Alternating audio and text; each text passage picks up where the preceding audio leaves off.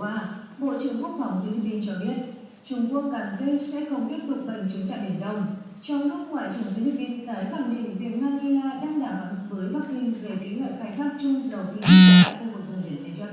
Tuy nhiên, một số nhà quan sát lo ngại khả năng Trung Quốc có thể đang chuẩn bị một chiến dịch lấn chiếm mới tại khu vực quanh một đảo lớn do Philippines kiểm soát.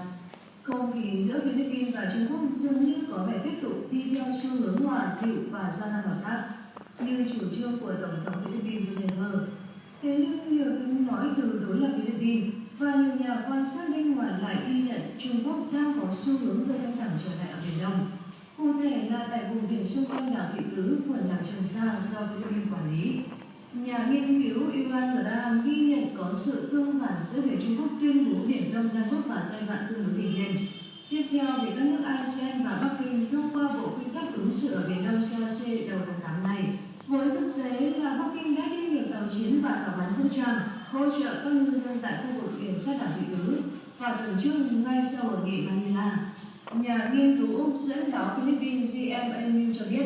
tàu Trung Quốc đã bắt đầu có mặt tại khu vực này từ ngày 11 tháng 8 và kể từ ngày 15 tháng 8, nhiều cuộc tuần thám bằng trực thăng xuất phát từ ít nhất một tàu chiến của Hải quân Trung Quốc đang được tiến hành tại một số giải cát ở phía tây đảo Thị Tứ. Nhà nghiên cứu Viện Lưu Y cũng dẫn lại phân tích của Tổ chức Minh bạch Hàng hải Trung Quốc AMTI. Theo đó, Bắc Kinh đang phô trương sức mạnh hải quân tại khu vực xung quanh đảo Thị Tứ nhằm gửi tín hiệu răn đe chính quyền Philippines để ngăn cản Manila trong kế hoạch sửa chữa đường sân bay và hoàn thiện một số cơ sở hạ tầng trên đảo Thị Tứ. Tuy nhiên, theo tác giả, có khả năng mục tiêu thực sự của Trung Quốc là chuẩn bị cho chiến dịch phong tỏa đảo Thị Tứ, thậm chí tổ chức xâm lấn một trong các giải cát không có người ở tại khu vực phía tây đảo này. Một kế hoạch nham hiểm của Trung Quốc là cảnh báo của nghị sĩ đối lập Philippines Gary Alejandro, nghị sĩ đối lập cho hãng tin GMA News, hay là tàu kiểm ngư của Philippines đã bị tàu Trung Quốc ngăn chặn tại khu vực cách đảo Thị Tứ khoảng từ 2 đến 7 hải lý. Nhà nghiên cứu Úc bình luận, nếu như thực sự có việc tàu kiểm ngư của cơ quan nông nghiệp và thủy sản Philippines buộc phải quay đầu vì bị tàu Trung Quốc ngăn chặn như vừa nêu,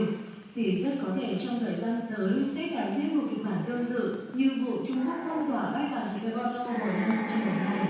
Từng vùng Manila phải nhường bước. Sự kiện cho thấy những hạn chế của Hoa Kỳ trong chính sách can dự tại Biển Đông. Nhà nghiên cứu Úc lưu ý nhiều hơn đến việc giải cát Senegal, một trong các giải cát xung quanh đảo Thị Tứ, có khả năng sẽ bị Trung Quốc xâm chiếm trong thời gian tới. Giải cát này đã trở nên nổi tiếng sau cuộc tuần tra bảo vệ tự do hàng hải FONOB đầu tiên mà Hoa Kỳ tiến hành tại Biển Đông, do chính hãng US Legend thực hiện xung quanh dãy san Hô-Su-Gi, nơi Trung Quốc đã xây đảo nhân tạo và nhiều công trình quân sự kiên cố và một số thực thể địa lý bên cạnh hồi tháng 10 năm 2015. Ông Ivan Graham nhắc lại, ông đã từng lưu ý về một hệ quả có khả năng bị coi thường xuất phát từ hoạt động tuần tra FONOB đầu tiên của Hoa Kỳ. Vào thời điểm này, Washington đã làm nổi bật quan điểm là giải cát Senegal một thực thể nổi không có người ở, nhưng là thực thể có thể có thẩm quyền pháp lý 12 hải lý đối với khu vực biển xung quanh, trong đó bao gồm cả đảo Subi, nơi Trung Quốc kiểm soát.